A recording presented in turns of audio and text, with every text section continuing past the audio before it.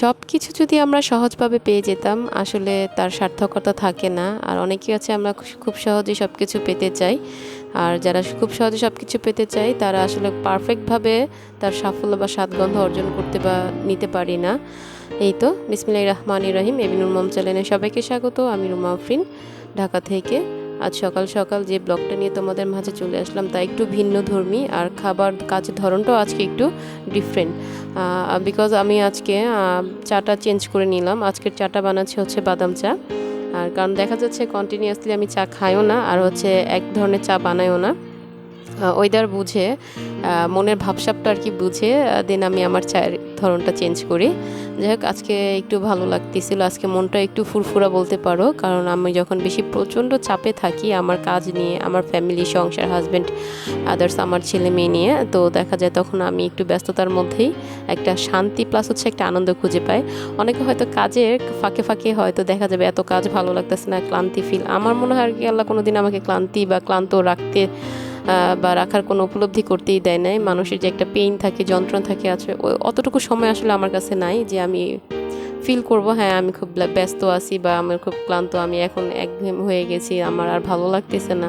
আলহামদুলিল্লাহ, তোমাদের সকলের দোয়ায় আমি যতটুকু পারি সবসময় কাজ করে বা নিজেকে সবসময় অ্যাক্টিভ রাখার চেষ্টা করি। ডিঅ্যাক্টিভেটেড হয়ে গেলে দেখা যাচ্ছে আমি সংসার, সমাজ এবং স্বামী, সন্তান সবার থেকে পিছিয়ে যাব বা ছিটকে পড়বো, যেটা বাংলা একটা বলা যায়।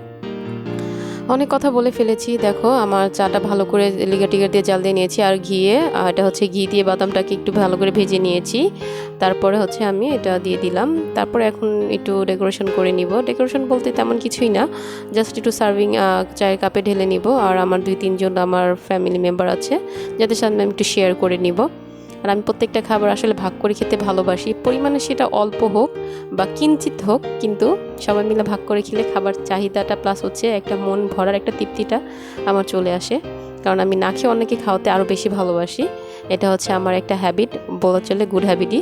বাট জানি না কার কাছে কোন হ্যাবিট লাগবে, বাট এটা একটা গুড হ্যাবিট। আর সবার জন্য আসলে সবাই ত্যাগ করতে পারে না। আমি সামান্য কিছু না অনেক কিছু ত্যাগ করেই অন্যকে দিতে ভালোবাসি। আর চা খাওয়ার পাশাপাশি আজকে আমি আমার কাজের ধরন, আমি ডেইলি যেই সব রুটিনগুলি ফলো করি, দেখা যাচ্ছে আমার পার ডে এক এক সময় এক একটা অর্ডারই থাকে কাজের বা কাজের চাপে। আমি হচ্ছে সবসময় বলেছি আমি সেলফ ইন্ডিপেন্ডেন্ট। নিজের ক্ষেত্রে আমি হচ্ছে কার থেকে হাত পাততে চাই না বা পাতবো, বা একটা ইগো মাইন্ডেড একটা ব্যাপার যেটা সবসময় ভিতরে কাজ করে যে আমি নিজে কিছু করব। আর দেখবে নিজে যদি কিছু পরিশ্রম করে 2 টাকা ইনকাম করতে পারি আলহামদুলিল্লাহ, সেখান থেকে 1 টাকা বা 2 টাকা খরচ করলে অন্যরকম একটা প্রশান্তি কাজ করে বা ভিতরে আসে একটা আনন্দ, একটা উকি মারে মন থেকে। আমার কাছে খুবই আনন্দ লাগে। কিন্তু আসলে এই আনন্দর সময়টা ভাগ করে নেওয়া আর সবার সাথে ভাগাভাগি করার একটা সময় লাগে, আর সেটাও আমি মাঝে ফাঁকে বের করে তারপরে আমরা সবাই মিলে ঘুরি, একসাথে খাই, একসাথে মজা করি, একটা টাইম স্পেন্ড করি।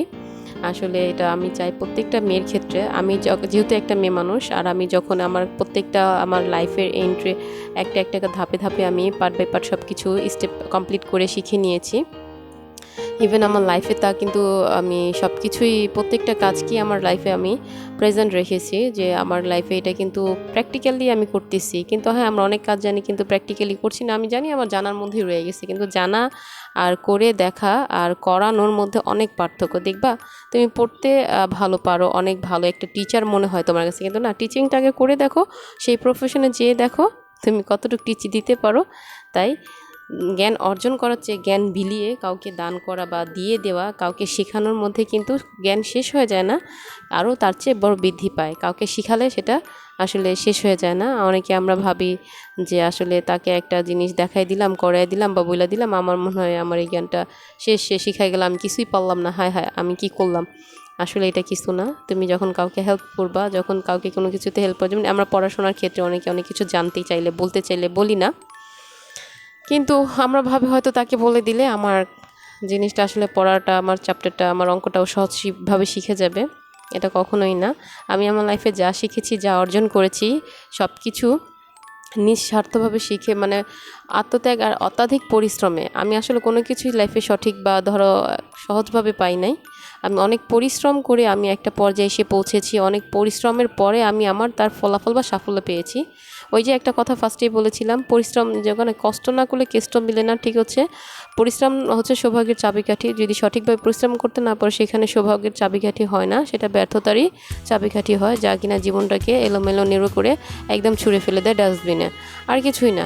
আর তুমি যদি লাইফটাকে নিট বা নিস্টাল ক্লিয়ার করতে চাও, সুন্দরভাবে এটাকে সেট করতে চাও, তুমি লাইফটাকে ভালোভাবে স্টে করতে চাও, দেখা যাচ্ছে কোনো না কোনো একটা পর্যায়ে তুমি তাকে নিয়ে পৌঁছাতে চাই, তা সেই চূড়ান্ত লক্ষ্যে পৌঁছাতে হলে তোমাকে অবশ্যই পরিশ্রম করতে হবে, সে অনুযায়ী নিঃস্বার্থভাবে কাজ করতে হবে, ত্যাগ, ভালোবাসা, মহব্বত, মানে সব কিছুই রাখতে হবে, হিংসা, তারপর হচ্ছে দ্বিমতিতা, তারপর হচ্ছে নিজের প্রতি যে একটা অহংকার, এগুলি কিছুই রাখা যাবে না। দেখবা আল্লাহ তোমাকে ভালো একটা পজিশনে পৌঁছাই দিবে। আর আমি মনে করি প্রত্যেকটা মেয়ে মানুষের নিজের আত্মনির্ভরশীলতার ক্ষমতাটাকে বাড়াতে হবে, কারো উপরে ডিপেন্ড থাকে না। হাজব্যান্ডকে, হ্যাঁ আমি হাজব্যান্ডকে কিন্তু যথেষ্ট পরিমাণে হেল্প করি, এই যে আমি যাই করছি না কেন আমার হাজব্যান্ডের জন্যই কিন্তু করছি, আমার সন্তান, সংসার, আমার সব কিছুর জন্যই। দেখো কথা বলতে বলতে আমি আমার সব ক্রিমগুলি যেগুলি ছিল, আর এখানে কিন্তু পার্সেল ছিল আমার অর্ডারই, তো আমি এটাকে রিকভারিং করে প্যাকিং করে এটাকে সব সেট করে দিয়েছি, তারপর এটাকে আমি ডেলিভারি দিয়ে আসবো। আর হচ্ছে আমাদের যে দোকান আছে, ও দোকানের কর্মচারী আছে, ওদের মাধ্যমে পাঠাই, কখন আমার হাজব্যান্ড নিয়ে যায়, কখন আমি যাই, যার যার সুবিধা। কখন আমার ননাস আছে, আমি কারণ নিজে যেহেতু বিজনেস করি, ছোটো মেয়ে আছে, ছেলে আছে, দুইটা ছেলে, তো ওদের নিয়ে সব কিছু কাভার করে এখন একটু প্রবলেম হয়ে যায়, তো কারোর মাধ্যমে পাঠিয়ে দেই। তো এখানে প্রায় 7 থেকে 8,000 টাকার একটা পার্সেল আছে, আর একটা হচ্ছে তোমার 3,000 টাকার, আর একটা হচ্ছে তোমার প্রায় 2,500 টাকার, ধর 2,500 টাকার, আরেকটা ছিল বাসার পাশাপাশি, তো ওইটা আর কি প্যাকিং করলাম না, ওইটা পরে করে নিব।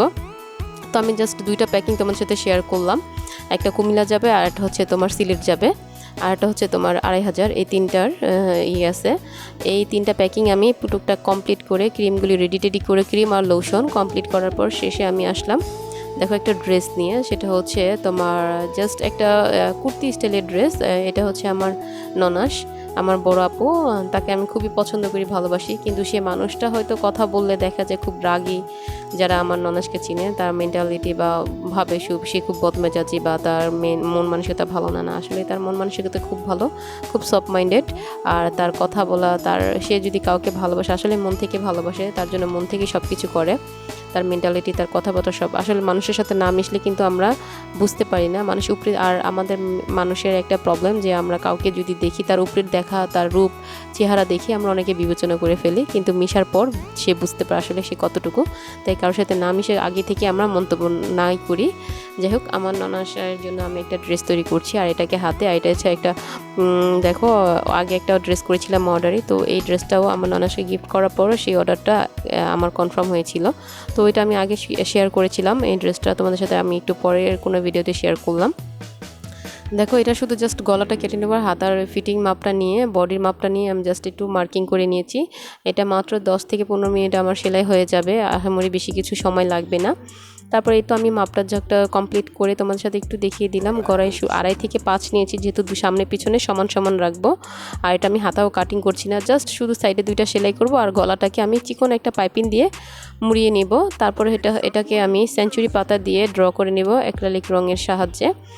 এই তো অনেক কথাই বলে ফেলেছি কাজের ফাঁকে ফাঁকে, আর আমি বাকি কাজগুলি করে নিচ্ছি, তোমরা দেখে নাও। আর আমার লাভিয়ার ভিউয়ার্সরা প্লিজ যারা সাবস্ক্রাইব করে দিয়েছো বা সাবস্ক্রাইব এখনও করোনি, প্লিজ আমার চ্যানেলটাকে সাবস্ক্রাইব করে বেল বাটনে আইকনে ক্লিক করে দাও, যাতে আমার নতুন নতুন ভিডিওগুলি, আমার নতুন নতুন ব্লগ চ্যানেলের ছোট ছোট পার্ট অংশ তোমাদের মাঝে শেয়ার করে তোমাদের কিছু না কিছু উপকার আসতে পারি।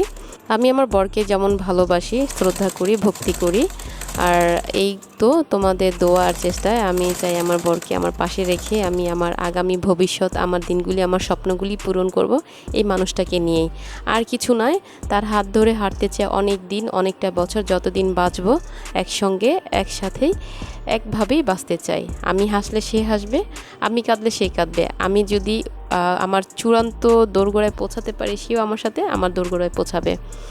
আর এই তো আমি আমার অনেক ধরনের আমার মন আকুতি আর ভালোবাসার কথাগুলি শেয়ার করে নিচ্ছি। আর এখানে দেখো অ্যাক্রিলিক রং দিয়ে আমি আগে একটু হালকাভাবে ড্র করে নিয়েছিলাম।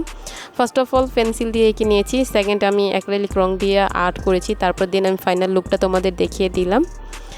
যাই হোক, ভালো থাকবে, সুস্থ থাকবে, আর এই তেমন কিছুই বলবো না। আমার ব্লগের প্রায় শেষ পর্যায়ে চলে এসেছি, আর আমি এই শেষ পর্যায়ে আমি 2টা ছবি অ্যাড করেছি। তোমরা এটা অবশ্যই দেখবে আর প্লিজ মানবে, কারণ আমাদের রাসূলের যে সুন্নতগুলি আছে আমরা সেটা ধরে রাখবো। ধরে রাখা আমাদের উচিত। আর সেই জন্য সে বলেছে যারা আমরা খাটে শুয়ে বা বসে পায়ের উপরে পা রাখি এইটা ঠিক নয়, এভাবে রাখতে সে নিষেধ করেছেন। তাই আমি তার প্রত্যেকটা জানা নিয়মগুলি মেনে চলার চেষ্টা করি। তাই ভাবলাম তোমাদের সাথে ব্যাপারটা শেয়ার করি, হয়তো তোমাদের কোনো না কোনো উপকার আসবে।